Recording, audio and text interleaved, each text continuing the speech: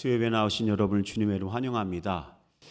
옆에 분에게 이렇게 인사하셨으면 좋겠습니다. 예배드리는 당신이 아름답습니다.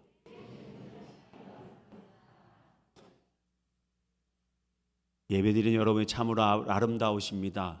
저는 감사한 것은요, 이 공간에 여러분이 없다면 이 공간이 얼마나 두렵겠습니까? 여러분, 빈 공간이 있다는 것은 두려운 것입니다. 그런데 이렇게 같이 나와 예배 드릴 수 있는 것 감사한 일입니다. 여러분이 여러분 자리를 지키는 것 하나님이 기뻐하실 줄 믿으시길 바랍니다. 오늘은 예언의 성취로서의 메시아의 오심이라는 주제를 가지고 하나님 말씀 같이 나누기 원합니다. 헨리 워스워스 롱펠로우라는 유명한 낭만주의 시인이 있습니다. 그는 많은 이들로부터 지금도, 물론 당시에도 엄청난 사랑을 받았고 지금도 롱펠로우의 시인은 우리의 마음을 울립니다. 그는 하버드 대학교에서 근대어를 가르치는 교수이기도 했습니다. 그리고 짬짬이 아름다운 시를 썼습니다. 한 번은 이 롱펠로우의 친구가 이 롱펠로우를 만나게 되었습니다. 그리고 보는데 나이가 꽤 들었을 때인데 롱펠로우의 머리는 휘어졌지만 그의 얼굴은 청춘처럼 여전히 싱그러운 거예요. 그 모습을 본 그 친구가 롱펠로우에게 이렇게 물었답니다. 이보게 친구, 오랜만에 자네를 봤는데 여전히 젊구만. 도대체 자네의 젊음의 비결은 무엇인가? 그랬더니 롱펠로우가 정원의 한곁에 서 있는 나무 하나를 가르치며 이렇게 말하더라는 것입니다. 저 나무를 보게나. 이제는 늙은 나무지. 그러나 저렇게 꽃이 피고 열매를 맺는다네. 그것이 가능한 건 그래봬도 저 나무가 매일 조금씩이라도 계속 성장하고 있기 때문이라네. 나도 그렇다네. 나이가 들었어도 매일매일 성장한다는 마음을 가지니까 나는 젊어지고 있는 것이라네. 그래요. 여러분, 생명이 있는 모든 것들은 성장합니다. 여러분, 아무리 연세가 드셔서도요, 우리의 육체 어느 부분은 성장하고 있는 거예요. 물론 성장하는 속도를 따라가지 못하기 때문에, 죽어가는 세포가 그 성장하는 속도를 따라가지 못하기 때문에 노화가 오는 것이지만 여전히 성장하는 부분이 여러분에게 있습니다. 여러분은 과연 어떠한 부분을 오늘 성장하도록 노력하셨습니까? 여러분의 생각과 여러분의 마음 가운데 성장하는 것이 있습니까? 여러분은 젊어질 수 있습니다. 꼭 바깥의 외모뿐만 아니라 내 마음이 젊어지면 내 인생이 젊어지는 거예요. 여러분의 남은 인생 가운데 여러분 오늘이 바로 가장 젊은 날입니다. 그러므로 여러분의 생각 가운데 젊음의 생각으로 가득 채울 수 있는 하나님 사람들 되시길 바랍니다. 성장하는 모든 것은요, 생명이 있습니다. 또한 생명 있는 모든 것들은 성장하는 것입니다. 정도의 차이가 분명히 있습니다. 어떤 것은요, 급격하게 성장합니다. 그러나 어떤 것은 천천히 성장합니다. 그런데 분명한 것은 성장한다는 겁니다. 전에 소개했던 중국의 모소 대나무를 기억하실 것입니다. 여러분, 이 대나무는요 3개월 동안 자라나지 않습니다. 그냥 쭉쭉쭉쭉 자라나야 될 대나무가 자라나지 않아요. 그때 그가 하는 일이 뭐냐? 그 땅 밑으로 뿌리를 깊게 내리는 거예요. 그리고 땅 밑에 뿌리가 충분히 성장했을 때 매일매일 급격하게 성장합니다. 우리 교회도 마찬가지입니다. 하나님의 때에 하나님의 타이밍이 오면 분명히 성장할 수 있음을 깨달으시길 바랍니다. 그래요. 우리 눈에 보이는 가시적인 성과가 안 보인다고 낙담하실 필요가 없어요. 하나님께서 분명히 하나님의 때가 되면 하나님의 사람들 가운데 역사하십니다. 그리고 교회 공동체 가운데도 동일하게 역사하시는 것입니다. 초대교회도 그랬습니다. 3년간 주님을 따라다녔습니다. 주님의 제자였습니다. 그러나 3년의 시간 동안 그들은 성장하지 않은 것처럼 보였습니다. 그런데 그들이 성령을 받고 하나님의 때가 이르니까 그들이 성장했습니다. 어느 정도까지 성장했느냐? 베드로가 사람들 앞에 나와 설교할 수 있을 정도로. 여러분, 베드로는요 잘 아시잖아요. 어부였어요. 그는 결단코 사람들 앞에 자신의 지식을 말하며 설교할 수 있는 그러한 지적 능력을 가진 사람이 아니었습니다. 그러나 그가 3년 동안 주님의 말씀을 통해 성장했고 성령을 통해 그의 인생이 완벽하게 변화되니까 그가 사람들 앞에 설교하는 하나님의 사람이 되었던 것입니다.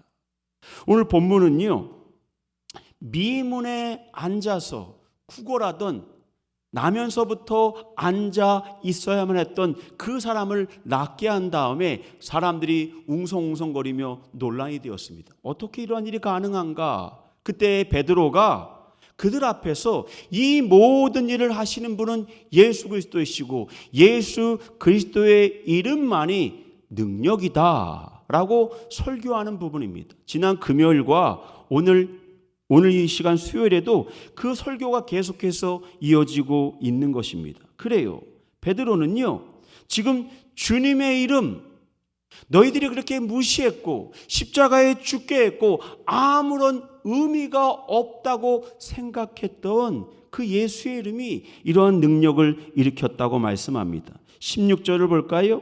16절의 말씀입니다. 찾았습니까? 다 같이 한번 읽어봅니다. 시작.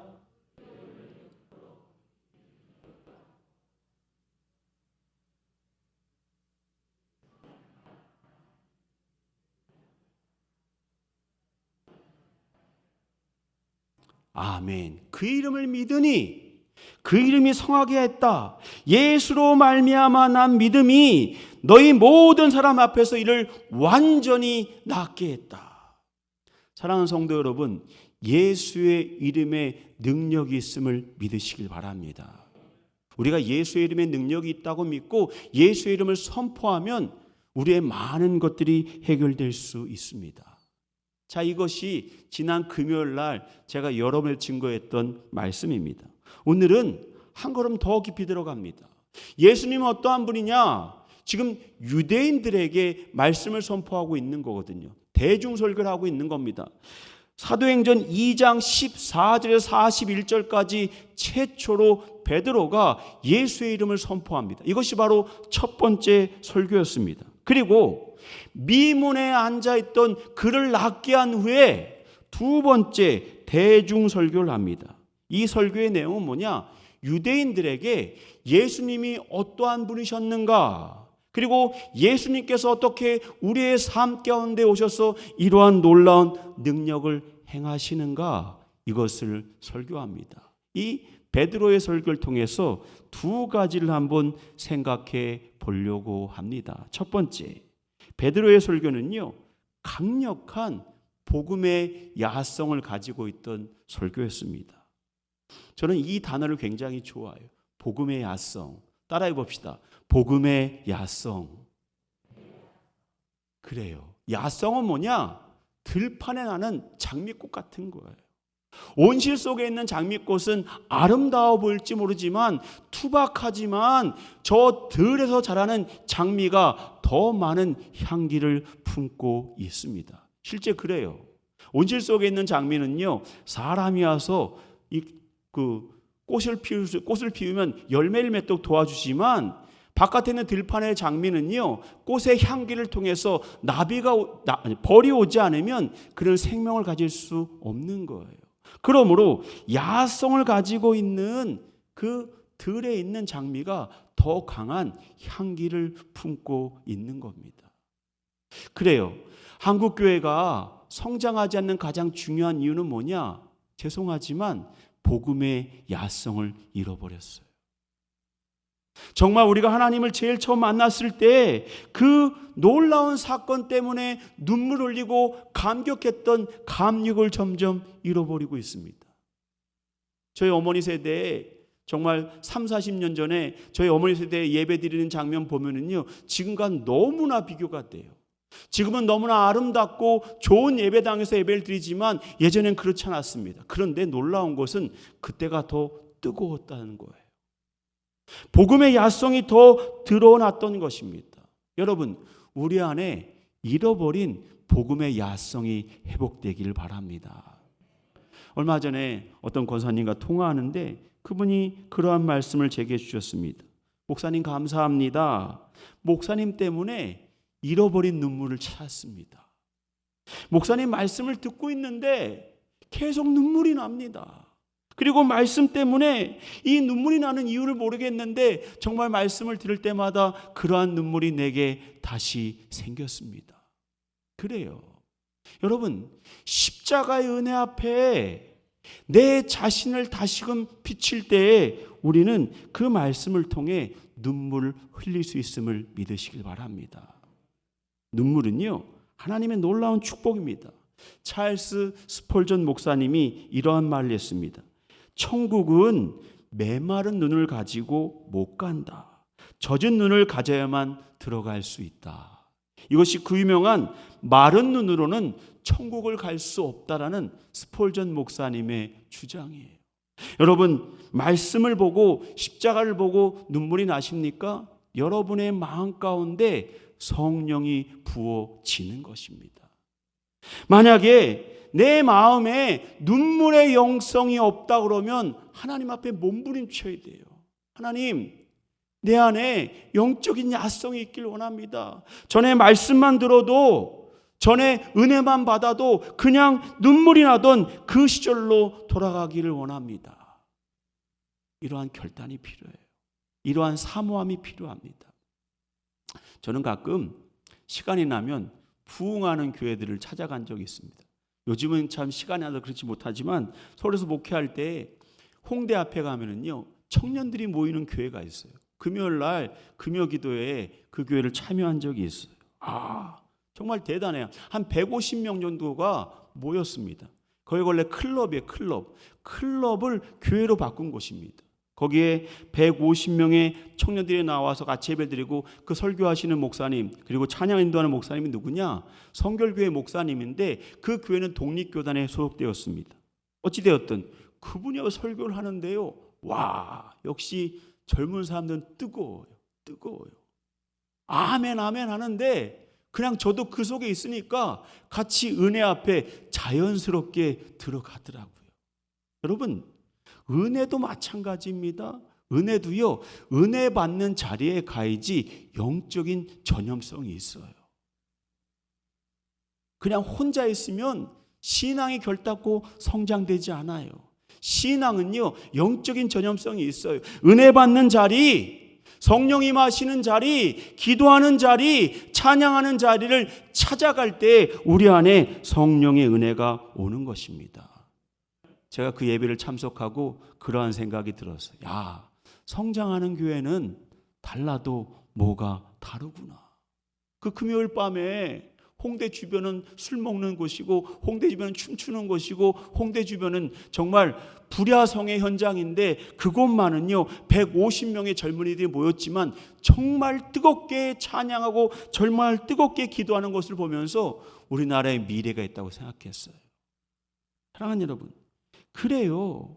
그러한 복음의 야성, 투박하지만 주님을 제일 처음 만났을 때 기쁨과 감격이 우리 안에 있을 때 우리의 믿음은 강력해지는 거예요. 베드로의 설교는요, 어떻게 보면 투박해요. 여러분, 사람들 앞에서 갑자기 설교를 하고 있는 겁니다. 준비된 설교를 하고 있는 게 아닙니다. 미문에 앉아있던 그 사람을 낫게 한 다음에 사람들이 모여서 웅성웅성거리니까 이를 낫게 한 분은 바로 예수 그리스도시다 증거하고 있는 거예요. 그러니까 그의 설교는 준비된 설교가 아니었습니다. 그러나 그가 은혜 받고 하나님의 성령에 붙들린 바 되니까 그의 복음의 야성의 목소리가 사람들을 변화시키는 것입니다. 복음의 야성은 초대교회도 마찬가지입니다. 그들이요, 성령 받기 이전에는요 도망가기에 급급한 교회였습니다. 그런데 말입니다, 그들이 성령 받으니까 그곳이 어디든지 그곳을 향해 찾아가는 복음 전도자의 발길이 되었음을 깨닫길 원합니다. 여러분, 은혜 받으면요 그런 게 있습니다. 이대로가 그냥 좋습니다가 아닙니다. 거룩한 불만족을 가져요. 거룩한 불만족. 주님, 우리 안에 변화가 일어나길 원합니다. 주님, 우리 안에 성장이 일어나길 원합니다. 우리 안에 영적인 다이나마이트가 터지길 원합니다. 거룩한 불만족, 하나님 앞에 주님 제게도 은혜를 베풀어 주옵소서, 이러한 거룩한 불만족이 생기는 거예요. 그러니까 베드로가 사람들을 향해 그 말씀을 증거하는 이유가 뭐냐? 저들을 변화시켜 하나님의 사람으로 돌이키게 하겠다는 거룩한 열정을 가지고, 그의 거룩한 불만족이 거룩한 열정이 되어서 설교의 야성, 즉 회개의 설교라는 역사의 현장으로 그들 모두를 이끌고 있는 거예요. 여러분, 요즘은 말입니다, 회개하는 것을 싫어합니다. 그리고 회개 설교하는 것을 좋아하지 않습니다. 그저 좋은 설교만 듣기를 원합니다. 사랑하는 여러분, 근데 때로는 말입니다, 내 안에 회개가 일어나지 않으면 아무리 좋은 말씀을 들어도 우리의 영혼은 변화되지 않습니다. 오늘 베드로는요, 회개의 설교를 합니다. 생각해 보세요. 지금 베드로 앞에 놓여 있는 청중들은요, 유대인들입니다. 그들은 얼마 전에 예수님을 십자가에 못 박으라고 소리 지른 자들이었습니다. 그들이 과연 베드로의 설교를 좋게 여겼을까요? 도끼눈을 뜨고 베드로를 바라보고 있었습니다. 그럼에도 불구하고 그들을 향해 베드로는 거침없이 말씀을 증거합니다. 17절을 볼까요? 이렇게 말합니다. 형제들아, 너희가 알지 못하여서 그리하였으며 너희 관원들도 그리한 줄 아노라. 그래, 너희가 예수님 십자가에 못 박아 죽이라고 외쳤던 것, 그리고 회개하지 않는 것, 그것은 바로 너희가 무지하기 때문에 그렇다. 성경에 보면요, 무지한 것은 용서가 됩니다. 민수기 15장 24절, 25절, 27절, 29절에 보면 반복되는 말씀이 있습니다. 부지 중에 범죄한 죄, 내가 알지 못하고 범죄한 죄가 있다고 말합니다. 그리고 이 죄에 대해서는 용서해 줄 것을 명합니다. 그런데 민수기 15장 30절, 31절에 보면 고의로 죄를 범하면, 이런 표현이 나옵니다. 그러면 30절 31절에 고의로 죄를 범한 것에 대해서 이렇게 말합니다. 민수기 15장 30절 31절에 보면 그는 백성 중에서 끊어질 것이라. 또 이렇게 말합니다. 온전히 끊어지리라. 무지한 중에 저지른 죄는 용서가 가능하지만 고의로 저지른 죄에 대해서는 철저히 끊어버리라고 말합니다. 그러므로 베드로는 너희들이 몰라서 예수님을 십자가에 돌아가시게 했다, 무지한 죄다. 그러므로 19절에 이렇게 말합니다. 19절 말씀입니다. 오늘 본문 19절의 말씀입니다. 다 같이 한번 읽어볼까요? 시작.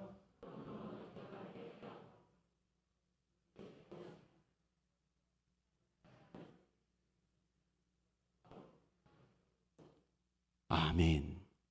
그들을 향해 회개를 촉구하고 있는 거예요.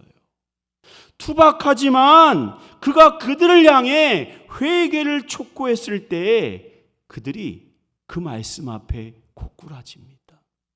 사랑하는 여러분, 회개는요, 단순한 거예요. 회개는 진실하게 고백하면 됩니다. 하나님 앞에 숨기지 않고 내가 잘못한 것을 주님 앞에 그대로 아뢰면 됩니다. 자꾸 이유를 붙이고 변명을 하니까 참된 회개가 되지 않는 거예요. 참된 회개는요, 철저히 인정하는 거예요. 하나님, 제가 하나님 앞에 잘못했습니다. 베드로는 오늘 유대인들을 향해 회개할 것을 촉구하고 있어요.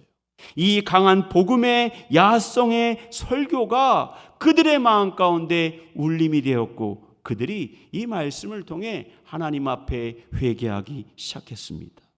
근데 두 번째, 이러한 와중에도요, 여전히 성령의 뜻을 거스르는 사람이 성경에 나옵니다. 사도행전 4장 1절을 볼까요? 4장 1절의 말씀입니다. 다 같이 한번 읽어봅니다. 시작.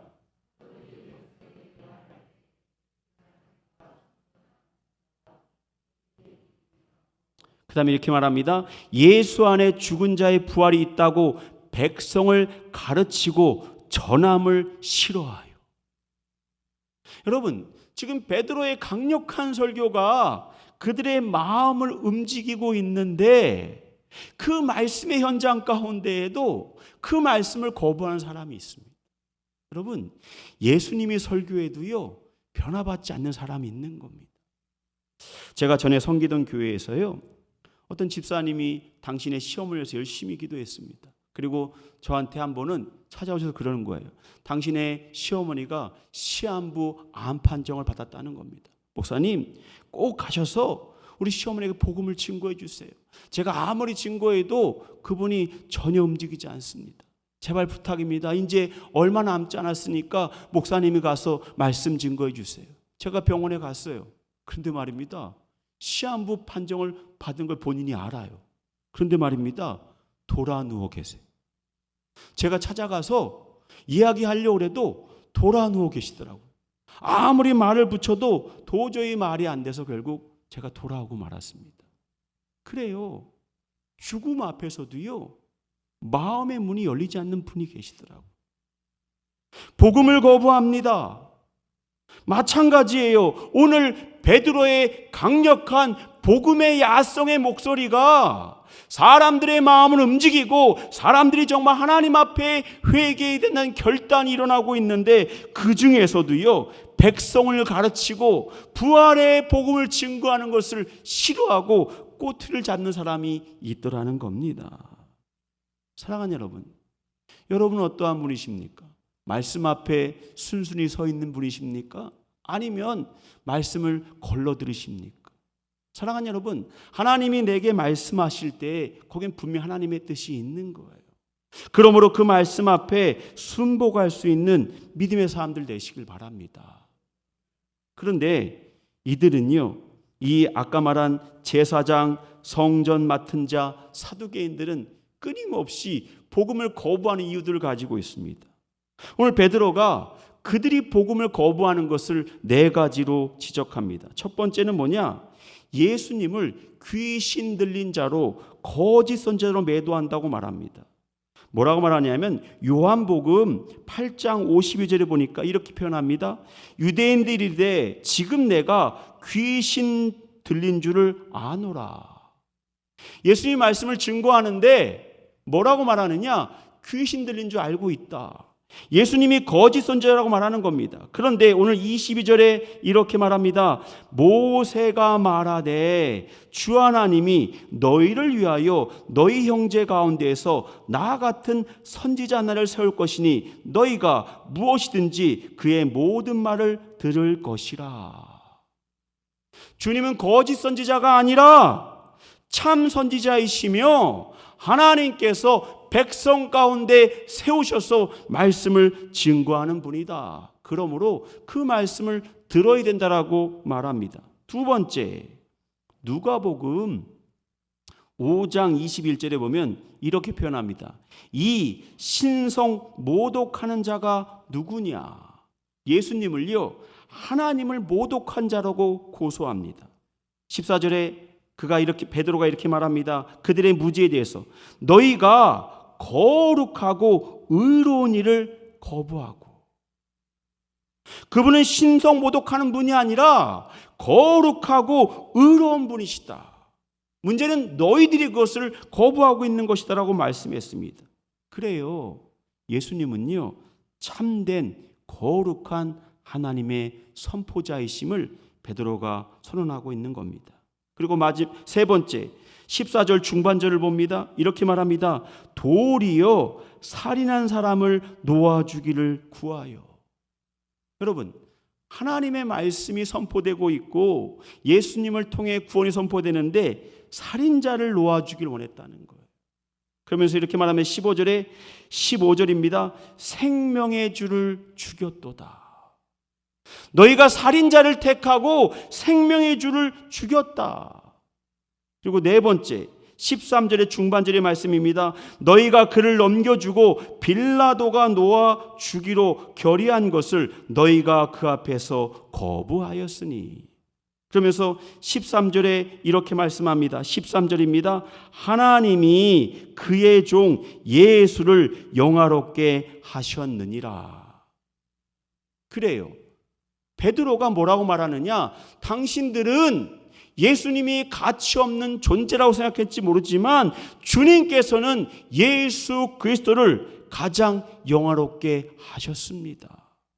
이 네 가지를 들어서 바로 사두개인과 제사장과 성전 맡은 자들이 말하고 있는 거짓된 증거를 하나하나 조목조목 비판하고 있는 거예요. 사랑하는 여러분, 이 말씀을 드린 이유가 있습니다.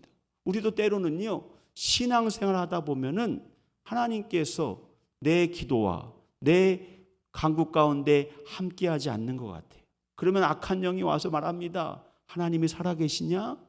그리고 예수님이 참된 너의 구주이냐? 그런데 말입니다. 우리가 주님의 말씀 안에 있으면 예수 그리스도의 진정한 가치를 발견할 수 있습니다. 문제는 말입니다. 자꾸 세상을 향해 뻗어가니까 주님의 가치가 보이지 않는 거예요. 사랑하는 여러분, 십자가의 죽음은요, 실패가 아니라 하나님의 승리임을 깨닫길 원합니다. 주님이 낮아지심으로 말미암아 사두개인과 제사장과 성전 맡은 자들은 주님을 비판했고 주님의 말씀을 받지 않았지만 주님의 말씀을 받아들이고 은혜 가운데 거하는 이들에게 베드로는요, 가장 귀하신 이름을 선포하고 있습니다. 26절을 볼까요? 26절의 말씀입니다. 다 같이 한번 읽어봅니다. 시작.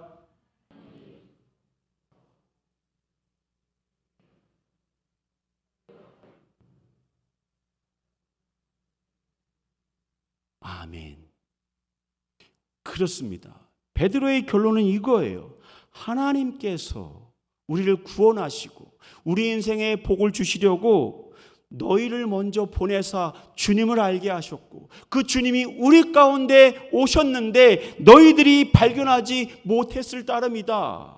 그러므로 시선을 좀 더 높은 곳에 두고 그분을 바라보면 십자가의 죽음이 실패가 아니라 승리임을 발견할 수 있다. 이것이 바로 베드로의 설교입니다. 마찬가지입니다. 믿음은 무엇입니까? 우리의 시선을 우리의 눈높이만 보면 예수님이 실패하신 것 같아요. 거짓 선지자인 것처럼 보입니다. 신성 모독하는 자처럼 보입니다. 또한 살인한 자보다 더 못한 존재처럼 보이기도 합니다. 그러나 말입니다. 우리의 시선을 좀 더 높은 곳에 두면은 주님은요, 우리보다 우리 삶을 더 깊이 사랑하시고 인도하시는 구원의 하나님이십니다. 어느 날이요, 징기스칸이 아끼던 매를 데리고 사냥을 나갔답니다. 그리고 그날도 날씨가 덥고 힘들었던 모양이에요. 징기스칸이 물이 먹고 싶었는데 저쪽 바위 틈에서 물이 내려오는 것을 발견했습니다. 그리고 이 물을 손에 담아서 먹으려고 하니까 매가 달려와서는 툭 치는 거예요, 자기 손을. 그래서 물이 다 쏟아져 버렸어요. 한 번 더 물을 먹으려고 했더니 매가 또 날아와서는 자기 손을 툭 쳤습니다. 첫 번째는 봐주고 싶었습니다. 자기가 아끼는 매였기 때문에. 그래, 저놈이 정말 내가 사랑하는 녀석이니까 용서해 주겠다 생각했습니다. 그러나 두 번째 손을 툭 치니까 화딱지가 난 거예요. 그래서 그 매를 칼로 죽여버렸습니다. 그리고는 다시 물을 먹으려고 보니까 물이 내려오지 않는 거예요. 그래서 어쩔 수 없이 좀 높은 곳에 올라가서 거기 있는 웅덩이의 물을 퍼서 먹으려고 그 절벽을 조금 올라갔습니다. 그리고 놀라운 사실을 발견했습니다. 그것은 뭐냐? 거기에 사람들을 한 방울만 묻혀도 죽일 수 있는 독사가 거기에 죽어 있었던 거예요.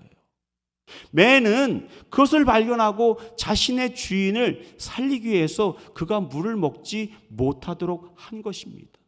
그제서야 징기스칸은 깨달았습니다. 자기의 시선이 여기에 머물러 있으니까 그 위에 일어난 일을 몰랐던 거예요. 마찬가지입니다. 오늘 예수 그리스도를 전하는 베드로는 분명히 그들 향해 말씀하고 있습니다. 너희들이 하찮게 여겼는지 모르겠지만 그분의 이름만이 미문에 앉아있던 안진뱅이를 일으킬 수 있고 그만이 여러분을 구원할 수 있는 생명의 구주라고 선포하고 있는 것입니다. 그래요. 우리의 시선을 좀 더 높은 곳에 둔다면 사랑하는 여러분, 그 하나님이 여러분의 하나님 되심을 깨닫길 바랍니다. 그리고 그분이 우리 인생을 가장 아름답게 이끌어 가시는 그러한 축복의 하나님을 깨닫길 원합니다. 25절을 봅니다. 이렇게 말합니다. 너희는 선지자들의 자손이요 또 하나님이 너희 조상과 더불어 세우신 언약의 자손이라. 아브라함에 이르시기를 땅 위의 모든 족속이 너희 씨로 말미암아 복을 받으리라 하셨으니. 그래요. 오늘 예수 안에 있을 때 오늘 베드로가 말씀하는 이 축복의 말씀이 여러분의 있길 주님의 이름으로 축원합니다. 그리고 오늘을 살아가실 때 당당히 살아가는 믿음의 사람들 되시길 주님의 이름으로 축원합니다.